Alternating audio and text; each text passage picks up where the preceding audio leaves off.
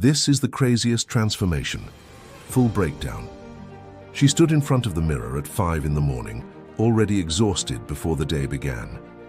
Something had to change. She just didn't know what yet. Most of us have been there. That moment when you realize you've been fighting the same battle for so long, you've forgotten what peace feels like. She had tried everything. Every diet that promised results. Every workout plan that guaranteed transformation.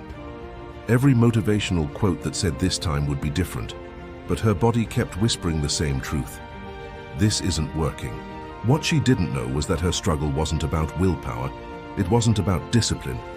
It was about something deeper, something most people never discover.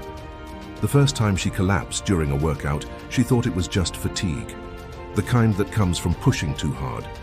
But when it happened again and then again, she knew. Her doctor used words like metabolism and hormones and insulin resistance.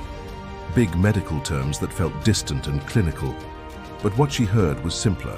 Her body was in survival mode. For years, she had been eating less and moving more. The formula everyone swears by.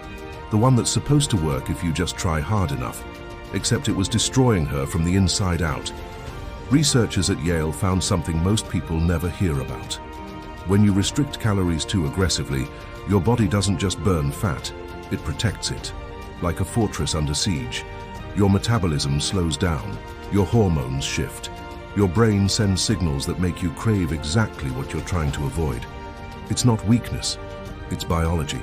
She read that study late one night, sitting on her kitchen floor, and something inside her broke open. Not with despair, with relief. Because maybe she wasn't failing. Maybe she was just fighting the wrong battle. So she stopped fighting altogether. Not in the way you might think. She didn't give up. She surrendered to a different approach, one that felt almost too simple to be real. She started eating more. Not junk, not restriction, just real food. Protein at every meal. Vegetables she actually enjoyed. Carbs that gave her energy instead of guilt. Her trainer, the one person who actually listened, told her something that changed everything. He said transformation isn't about perfection, it's about pattern recognition. What does your body need? What makes you feel strong? What can you sustain for the rest of your life, not just the next 12 weeks? At first nothing happened, at least nothing visible. No dramatic weight loss, no sudden burst of energy, just stability. And that felt foreign. She almost quit 3 times in the first month. Part of her still believed that progress should hurt, that if it wasn't painful, it wasn't working. That comfort was the enemy of change. But then something shifted. Small things at first. She woke up without an alarm. Her cravings disappeared. The bloating that had followed her for years just faded. And one morning, tying her shoes before a walk, she realized she wasn't dreading it anymore. She was actually looking forward to moving her body. That's when the real transformation began. Scientists at Stanford studied this exact phenomenon. They found that when people stop forcing change and start aligning with their body's natural rhythms, everything accelerates. Sleep improves, stress hormones balance, inflammation drops, and the body finally feels safe enough to let go of what it's been holding on to. She didn't know about the science at first. She just knew she felt different, clearer, lighter, not in pounds but in presence. Her friends started asking what she was doing. They expected some dramatic protocol, some expensive program, some secret she had unlocked. But when she told them she was eating more and stressing less, they didn't believe her. Because it didn't fit the narrative. It didn't sound hard enough to be true. That's the thing about real transformation. It's quieter than you think, less dramatic, more sustainable. And it happens in the spaces between effort and ease. She started strength training twice a week, not because she had to, because she wanted to feel capable. She wanted to lift her future grandkids without worry. She wanted to hike without fear. And somewhere between the weights and the rest days, her body responded. Muscle appeared where softness used to be. Energy returned. Confidence rebuilt itself from the inside out. But the most surprising part wasn't physical. It was the way she started showing up differently in her life. More present with her kids, more patient with herself, more willing to take up space without apology. Transformation, she realized, isn't about becoming someone new. It's about removing everything that's been blocking who you already are. What surprised me most wasn't just how a high-quality protein supplement improved my experience with recovery and energy, but how everything started to feel different once I switched to the right method.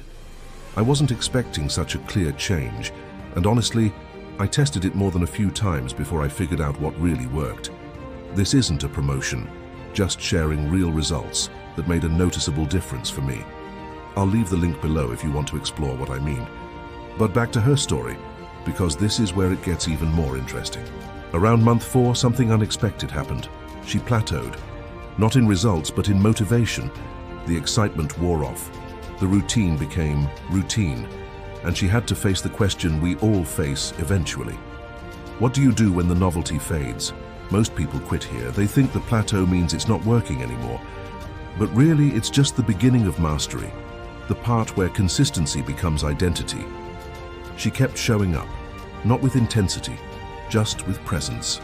One meal at a time, one walk at a time, one choice that honored her body instead of punishing it. And over the next 6 months, her life transformed in ways she never anticipated. Her skin cleared, her mood stabilized, her relationships deepened because she finally had energy to invest in them. People kept asking for her secret, and she kept saying the same thing.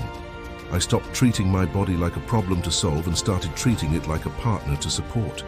That's not poetic language, that's practical science. When you nourish instead of restrict, your body stops fighting you.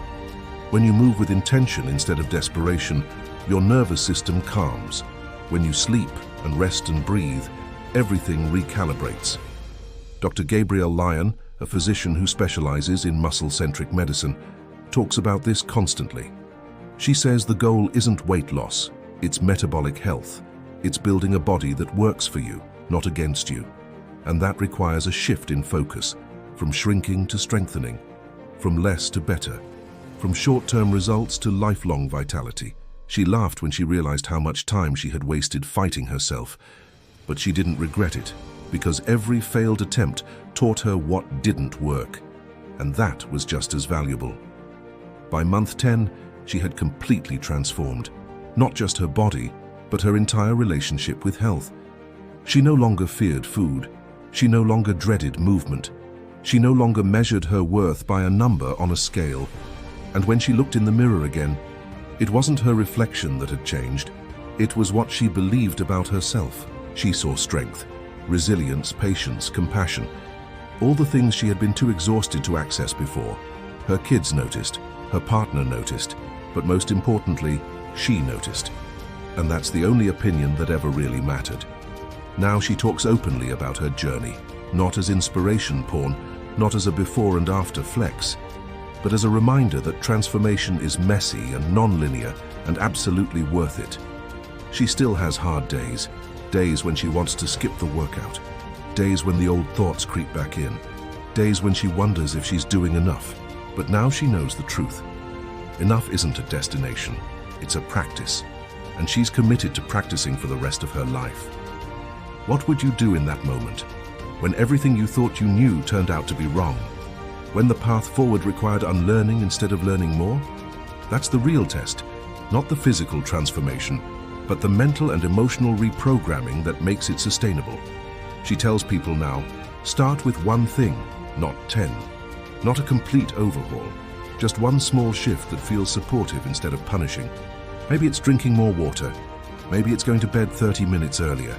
Maybe it's adding protein to breakfast. Maybe it's saying no to something that drains you. Whatever it is, make it so simple you can't fail. Because success isn't built on perfection. It's built on repetition. And over time, those small shifts compound. They become habits, and habits become identity, and identity shapes destiny. Sometimes, we only understand strength when it's tested, and her strength was tested over and over. But each time she chose differently, she chose herself. That's the lesson. Not that transformation is easy, but that it's possible, and that it starts the moment you decide you're worth the effort. So if you're standing where she once stood, exhausted, frustrated, ready to give up, just know this: you're not broken, you're not failing. You're just learning what doesn't work so you can discover what does.